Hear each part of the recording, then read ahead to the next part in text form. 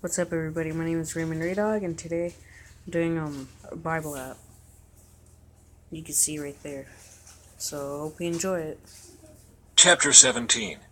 Abram is named Abraham. When Abram was 99 years old, the Lord appeared to him and said, "I am El Shaddai, God Almighty. Serve me faithfully and live a blameless life. I will make a covenant with you, by which I will guarantee to give you countless descendants." At this, Abram fell face down on the ground. Then God said to him, "This is my covenant with you. I will make you the father of a multitude of nations. What's more, I am changing your name. It will no longer be Abram. Instead, you will be called Abraham, for you will be the father of many nations. I will make you extremely fruitful. Your descendants will become many nations, and kings will be among them. I will confirm my covenant with you and your descendants after you, from generation to generation. This is the everlasting covenant. I will always be your God, and the God of your descendants after you. And I will give the entire land of Canaan, where you now live as a foreigner, to you and your descendants. It will be their possession forever, and I will be their God. And probably if you had your Bible up right now, you guys could have read it. Sorry, I keep forgetting about that. So, yeah, this is another second video that I did to start the other one. Or interrupt it. So, hope you like this one. The mark of the covenant. Then God said to Abraham, "Your responsibility is to obey the terms of the covenant. You and all your descendants have this continual responsibility. This is the covenant that you and your descendants must keep. Each male among you must be circumcised. You must cut off the flesh of your foreskin as a sign of the covenant between me and you. From generation to generation, every male child must be circumcised on the 8th day after his birth. This applies not only to members of your family, but also to the servants born in your household and the foreign-born servants whom you have purchased. All must be circumcised. Your bodies will bear the mark of my everlasting covenant. Any male who fails to be circumcised will be cut off from the covenant family for breaking the covenant." Sarai is named Sarah. I'll be right back. Okay, when I'm eating, you guys can listen to this, so hope you guys like it. When there's no voices or no interruptions. Come on. Damn. Then God said to Abraham, "Regarding Sarai, your wife, her name will no longer be Sarai. From now on, her name will be Sarah. And I will bless her and give you a son from her. Yes, I will bless her richly, and she will become the mother of many nations. Kings of nations will be among her descendants." Then Abraham bowed down to the ground, but he laughed to himself in disbelief. "How could I become a father at the age of 100, he thought. "And how can Sarah have a baby when she is 90 years old? So Abraham said to God, "May Ishmael live under your special blessing." But God replied, "No, Sarah, your wife, will give birth to a son for you. You will name him Isaac, and I will confirm my covenant with him and his descendants as an everlasting covenant. As for Ishmael, I will bless him also, just as you have asked. I will make him extremely fruitful and multiply his descendants. He will become the father of 12 princes, and I will make him a great nation. But my covenant will be confirmed with Isaac, who will be born to you and Sarah about this time next year." When God had finished speaking, he left Abraham. On that very day, Abraham took his son Ishmael and every male in his household, including those born there and those he had bought. Then he circumcised them, cutting off their foreskins, just as God had told him. Abraham was 99 years old when he was circumcised, and Ishmael his son was 13. Both Abraham and his son Ishmael were circumcised on that same day, along with all the other men and boys of the household, whether they were born there or bought as servants. All were circumcised with him.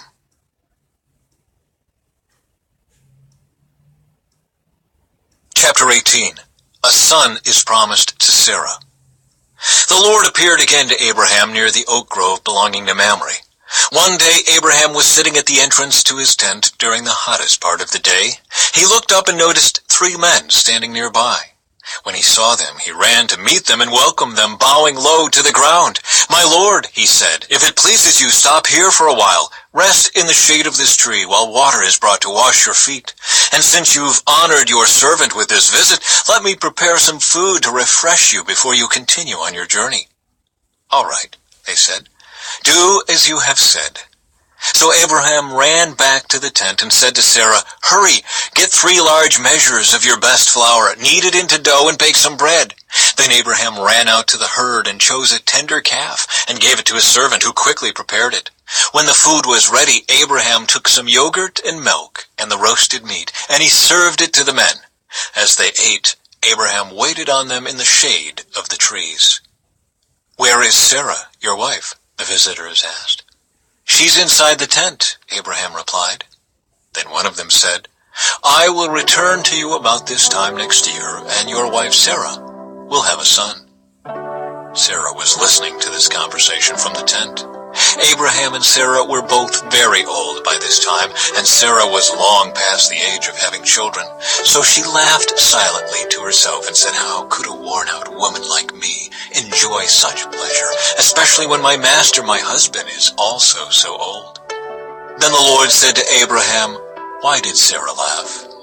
Why did she say, 'Can an old woman like me have a baby?' Is anything too hard for the Lord?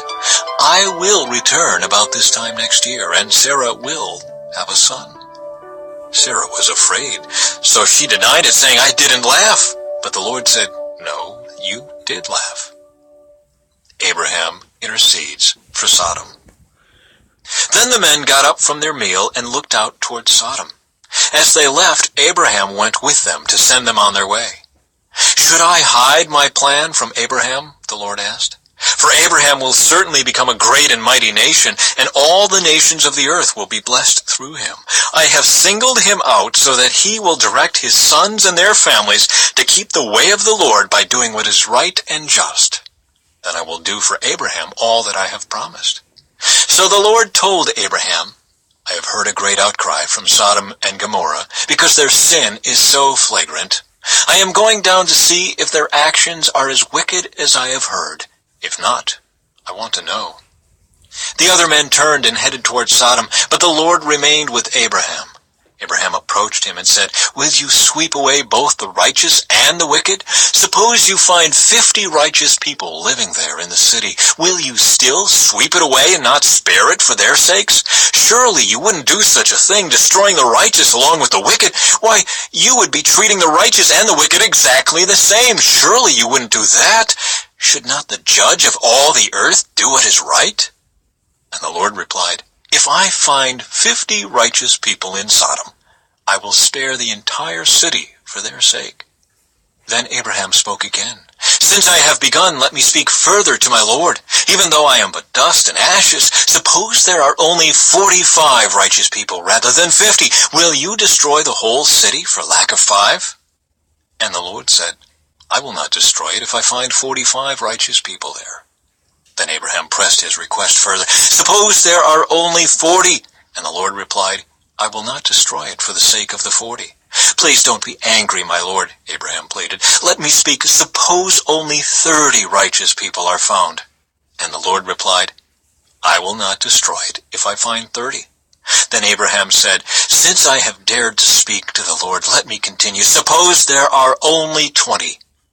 And the Lord replied, "Then I will not destroy it for the sake of the 20.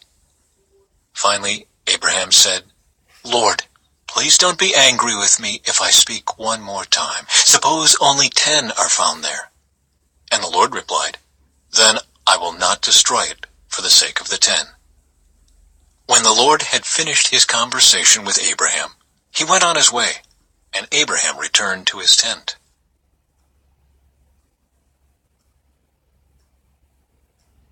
Chapter 19.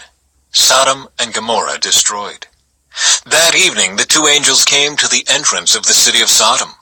Lot was sitting there, and when he saw them, he stood up to meet them. Then he welcomed them and bowed with his face to the ground. "My lords," he said, "come to my home to wash your feet and be my guests for the night.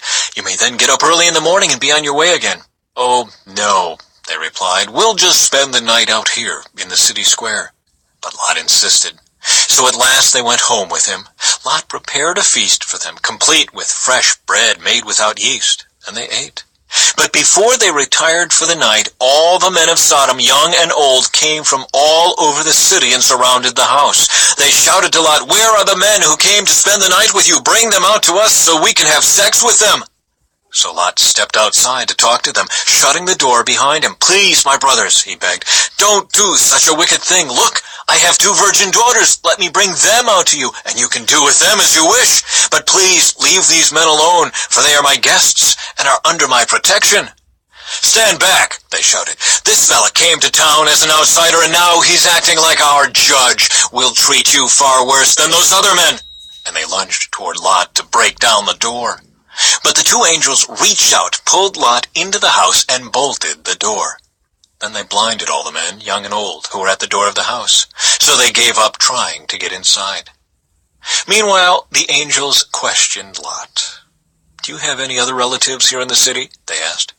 "Get them out of this place, your sons-in-law, sons, daughters, or anyone else. For we are about to destroy this city completely. The outcry against this place is so great it has reached the Lord, and he has sent us to destroy it." So Lot rushed out to tell his daughter's fiancés, "Quick, get out of the city. The Lord is about to destroy it." But the young men thought he was only joking. At dawn the next morning, the angels became insistent. "Hurry," they said to Lot. "Take your wife and your 2 daughters who are here. Get out right now, or you will be swept away in the destruction of the city." When Lot still hesitated, the angel seized his hand and the hands of his wife and 2 daughters and rushed them to safety outside the city, for the Lord was merciful. When they were safely out of the city, one of the angels ordered, "Run for your lives and don't look back or stop anywhere in the valley. Escape to the mountains or you will be swept away." "Oh, no, my lord," Lot begged. "You have been so gracious to me and saved my life, and you have shown such great kindness, but I cannot go to the mountains. Disaster would catch up to me there, and I would soon die. See, there is a small village nearby. Please, let me go there instead. Don't you see how small it is? Then my life will be saved." "All right," the angel said. "I will grant your request. I will not destroy the little village, but hurry, escape to it, for I can do nothing until you arrive there." This explains why that village was known as Zoar, which means little place. Lot reached the village just as the sun was rising over the horizon. Then the Lord rained down fire and burning sulfur from the sky on Sodom and Gomorrah. He utterly destroyed them, along with the other cities and villages of the plain, wiping out all the people and every bit of vegetation. But Lot's wife looked back as she was following behind him, and she turned into a pillar of salt. Abraham got up early that morning and hurried out to the place where he had stood in the Lord's presence. He looked out across the plain towards Sodom and Gomorrah and watched as columns of smoke rose from the cities like smoke from a furnace. But God had listened to Abraham's request and kept Lot safe, removing him from the disaster that engulfed the cities on the plain. Lot and his daughters. Afterward, Lot left Zoar because he was afraid of the people there, and he went to live in a cave in the mountains with his 2 daughters. One day, the older daughter said to her sister, "There are no men left anywhere in this entire area, so we can't get married like everyone else, and our father will soon be too old to have children. Come, let's get him drunk with wine, and then we will have sex with him. That way we will preserve our family line through our father." So that night, they got him drunk with wine, and the older daughter went in and had intercourse with her father. He was unaware of her lying down or getting up again. The next morning, the older daughter said to her younger sister, "I had sex with our father last night. Let's get him drunk with wine again tonight, and you go in and have sex with him. That way we will preserve our family line through our father." So that night they got him drunk with wine again, and the younger daughter went in and had intercourse with him. As before, he was unaware of her lying down or getting up again. As a result, both of Lot's daughters became pregnant by their own father. When the older daughter gave birth to a son, she named him Moab. He became the ancestor of the nation now known as the Moabites. When the younger daughter gave birth to a son, she named him Ben-Ami. He became the ancestor of the nation now known as the Ammonites.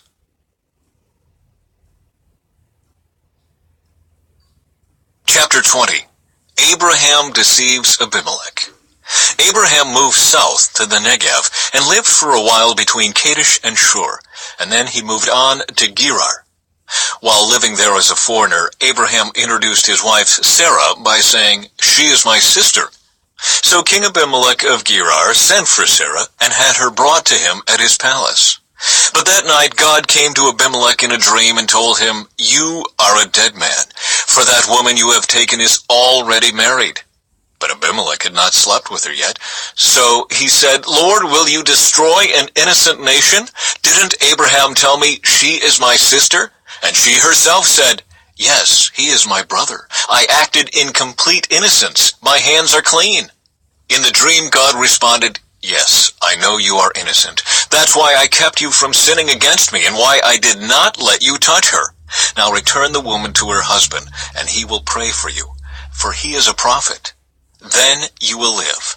But if you don't return her to him, you can be sure that you and all your people will die." Abimelech got up early the next morning and quickly called all his servants together. When he told them what had happened, his men were terrified. Then Abimelech called for Abraham.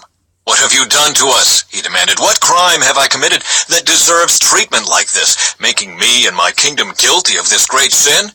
No one should ever do what you have done. Whatever possessed you to do such a thing?" Abraham replied, "I thought, this is a godless place. They will want my wife and will kill me to get her. And she really is my sister, for we both have the same father, but different mothers. And I married her. When God called me to leave my father's home and to travel from place to place, I told her, 'Do me a favor. Wherever we go, tell the people that I am your brother.' Then Abimelech took some of his sheep and goats, cattle, and male and female servants, and he presented them to Abraham. He also returned his wife Sarah to him. Then Abimelech said, 'Look over my land and choose any place where you would like to live.' And he said to Sarah, 'Look, I am giving your brother 1,000 pieces of silver in the presence of all these witnesses. This is to compensate you for any wrong I may have done to you. This will settle any claim against me, and your reputation is cleared.' Then Abraham prayed to God, and God healed Abimelech, his wife, and his female servants, so they could have children. For the Lord had caused all the women to be infertile because of what happened with Abraham's wife Sarah. Chapter 21. The Birth of Isaac. The Lord kept his word and did for Sarah exactly what he had promised. She became pregnant, and she gave birth to a son for Abraham in his old age. This happened at just the time God had said it would. And Abraham named their son Isaac. 8 days after Isaac was born, Abraham circumcised him as God had commanded. Abraham was 100 years old when Isaac was born. And Sarah declared, "God has brought me laughter. All who hear about this will laugh with me. Who would have said to Abraham that Sarah would nurse a baby? Yet I have given Abraham a son in his old age." Hagar and Ishmael are sent away. When Isaac grew up and was about to be weaned, Abraham prepared a huge feast to celebrate the occasion. But Sarah saw Ishmael, the son of Abraham, and her Egyptian servant Hagar, making fun of her son Isaac. So she turned to Abraham and demanded, "Get rid of that slave woman and her son. He is not going to share the inheritance with my son Isaac. I won't have it." This upset Abraham very much, because Ishmael was his son. But God told Abraham, "Do not be upset over the boy and your servant. Do whatever Sarah tells you, for Isaac is the son through whom your descendants will be counted. But I will also make a nation of the descendants of Hagar's son, because he is your son too." So Abraham got up early the next morning, prepared food and a container of water, and strapped them on Hagar's shoulders. Then he sent her away with their son, and she wandered aimlessly in the wilderness of Beersheba. When the water was gone, she put the boy in the shade of a bush. Then she went and sat down by herself about 100 yards away. "I don't want to watch the boy die," she said, as she burst into tears. But God heard the boy crying, and the angel of God called to Hagar from heaven, "Hagar, what's wrong? Do not be afraid. God has heard the boy crying as he lies there. Go to him and comfort him, for I will make a great nation from his descendants." Then God opened Hagar's eyes, and she saw a well full of water. She quickly filled her water container and gave the boy a drink. And God was with the boy as he grew up in the wilderness. He became a skillful archer, and he settled in the wilderness of Paran. His mother arranged for him to marry a woman from the land of Egypt. Abraham's covenant with Abimelech. This is not called About this time, Abimelech came with Pichol, his army commander, to visit Abraham.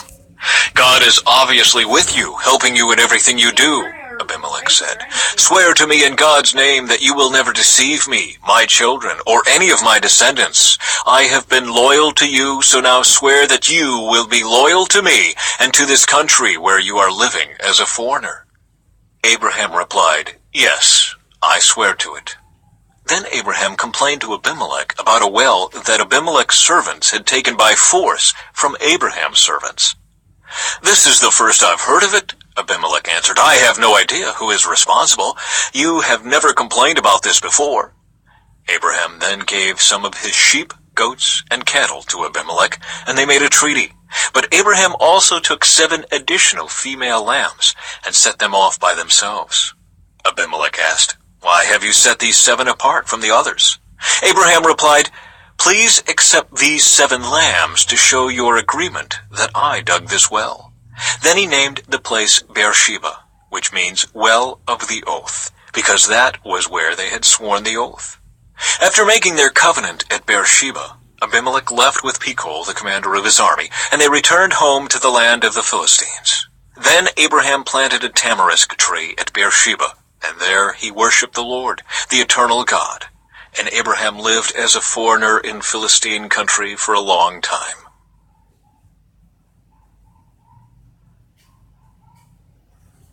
Chapter 22. Abraham's faith tested. Sometime later, God tested Abraham's faith. "Abraham," God called. "Yes," he replied, "here I am." "Take your son, your only son, yes, Isaac, whom you love so much, and go to the land of Moriah. Go and sacrifice him as a burnt offering on one of the mountains, which I will show you." The next morning, Abraham got up early. He saddled his donkey and took 2 of his servants with him, along with his son Isaac. Then he chopped wood for a fire for a burnt offering and set out for the place God had told him about. On the 3rd day of their journey, Abraham looked up and saw the place in the distance. "Stay here with the donkey," Abraham told the servants. "The boy and I will travel a little farther. We will worship there, and then we will come right back." So Abraham placed the wood for the burnt offering on Isaac's shoulders, while he himself carried the fire and the knife. As the 2 of them walked on together, Isaac turned to Abraham and said, "Father?" "Yes, my son," Abraham replied. "We have the fire and the wood," the boy said, "but where is the sheep for the burnt offering?" "God will provide a sheep for the burnt offering, my son," Abraham answered. And they both walked on together. When they arrived at the place where God had told him to go, Abraham built an altar and arranged the wood on it. Then he tied his son Isaac and laid him on the altar on top of the wood. And Abraham picked up the knife to kill his son as a sacrifice. At that moment the angel of the Lord called to him from heaven, "Abraham, Abraham!" "Yes," Abraham replied, "here I am."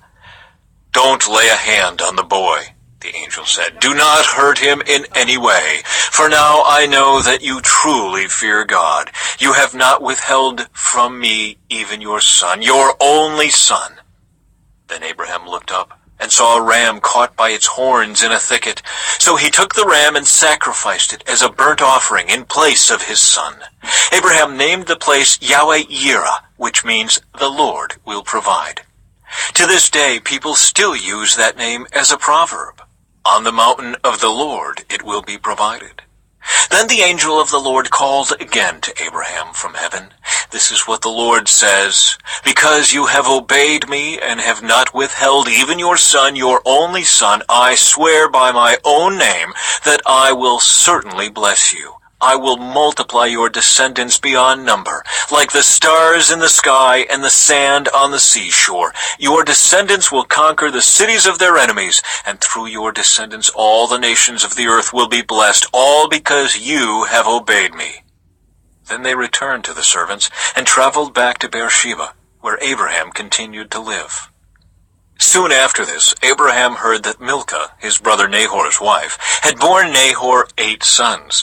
The oldest was named Uz. The next oldest was Buz, followed by Kemuel, the ancestor of the Arameans, Kezid, Hazo, Pildash, Jidlaph, and Bethuel. Bethuel became the father of Rebekah. In addition to these 8 sons from Milcah, Nahor had 4 other children from his concubine Reumah. Their names were Tebah, Gaham, Tahash, and Maacah. Chapter 23. The Burial of Sarah. When Sarah was 127 years old, she died at Kiriath Arba, now called Hebron, in the land of Canaan. There Abraham mourned and wept for her. Then, leaving her body, he said to the Hittite elders, "Here I am, a stranger and a foreigner among you. Please sell me a piece of land so I can give my wife a proper burial." The Hittites replied to Abraham, "Listen, my lord, you are an honored prince among us. Choose the finest of our tombs and bury her there. No one here will refuse to help you in this way." Then Abraham bowed low before the Hittites and said, "Since you are willing to help me in this way, be so kind as to ask Ephron, son of Zohar, to let me buy his cave at Machpelah, down at the end of his field. I will pay the full price in the presence of witnesses, so I will have a permanent burial place for my family." Ephron was sitting there among the others, and he answered Abraham as the others listened, speaking publicly before all the Hittite elders of the town. "No, my lord," he said to Abraham, "please listen to me. I will give you the field and the cave. Here in the presence of my people I give it to you. Go and bury your dead." Abraham again bowed low before the citizens of the land, and he replied to Ephron as everyone listened, "No, listen to me. I will buy it from you. Let me pay the full price for the field so I can bury my dead there." Ephron answered Abraham, "My lord, please listen to me. The land is worth 400 pieces of silver. But what is that between friends? Go ahead and bury your dead." So Abraham agreed to Ephron's price and paid the amount he had suggested, 400 pieces of silver, weighed according to the market standard. The Hittite elders witnessed the transaction. So Abraham bought the plot of land belonging to Ephron at Machpelah, near Mamre. This included the field itself, the cave that was in it, and all the surrounding trees. It was transferred to Abraham as his permanent possession in the presence of the Hittite elders at the city gate. Then Abraham buried his wife Sarah there in Canaan, in the cave of Machpelah near Mamre, also called Hebron. So the field and the cave were transferred from the Hittites to Abraham for use as a permanent burial place.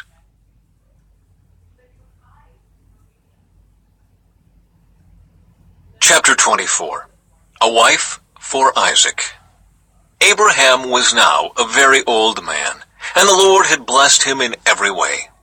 One day Abraham said to his oldest servant, the man in charge of his household, "Take an oath by putting your hand under my thigh. Swear by the Lord, the God of heaven and earth, that you will not allow my son to marry one of these local Canaanite women.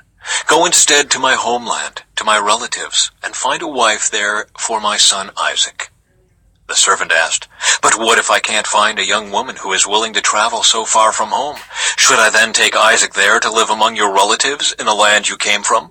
"No," Abraham responded, "be careful never to take my son there. For the Lord, the God of heaven, who took me from my father's house and my native land, solemnly promised to give..." That's going to be all. So I hope you guys like this video. Please subscribe and leave a like. Leave a comment down below, please. Comment. So I'll see you in the next video. Bye.